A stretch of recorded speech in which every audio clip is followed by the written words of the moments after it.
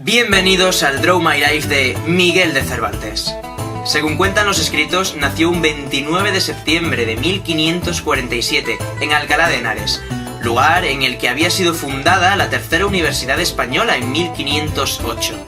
Miguel sería el sexto de los 7 hijos que tuvieron Rodrigo de Cervantes Saavedra y Leonor de Cortinas. Su padre ejercía de cirujano barbero, lo que le llevó a pasar su infancia por la gran mayoría de ciudades castellanas. Precisamente se terminarían trasladando a una de las más importantes, Valladolid. Las deudas, no obstante, le llevarían a la cárcel en 1552.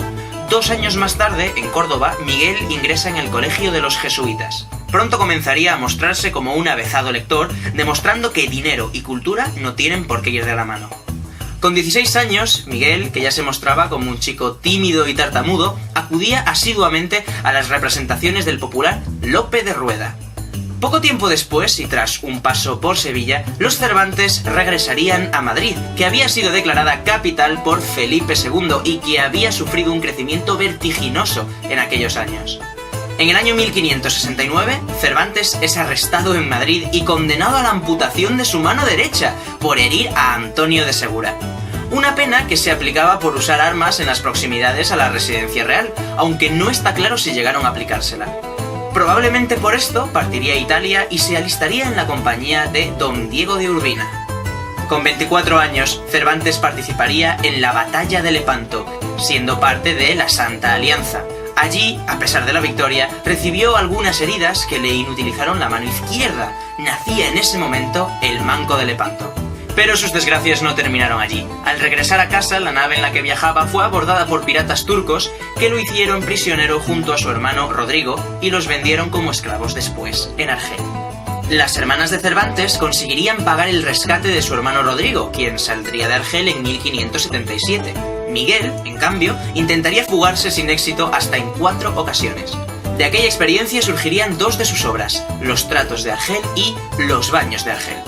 En septiembre de 1579, su madre consiguió reunir 475 escudos que entregó al Consejo de las Cruzadas.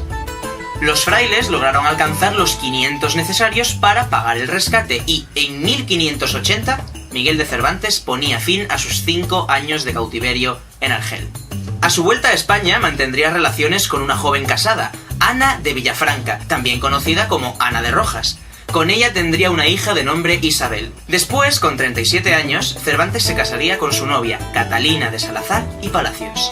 En 1585 escribió La Galatea, una novela pastoril que representa a 2 pastores enamorados de una hermosa pastora de nombre Galatea, que, sin embargo, valora demasiado su independencia espiritual.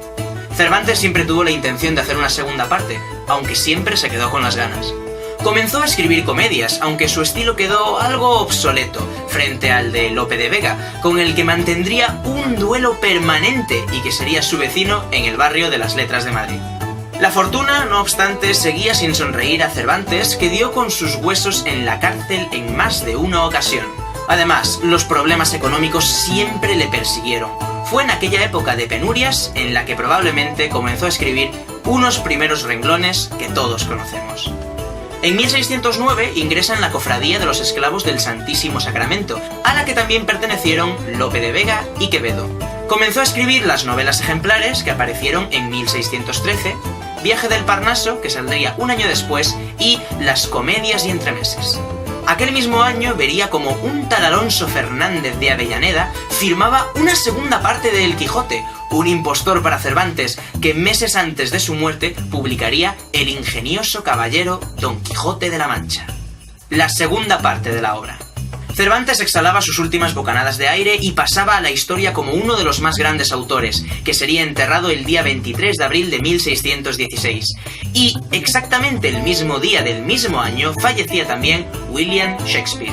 Precisamente por eso, aquel fue el día elegido para conmemorar el Día Internacional del Libro. Sin embargo, esto no es del todo exacto, y es que ninguno de los dos falleció ese día. Cervantes lo hizo un día antes, y en aquella época Inglaterra se regía por el calendario juliano, por lo que la muerte de Shakespeare se produjo realmente el 3 de mayo de 1616.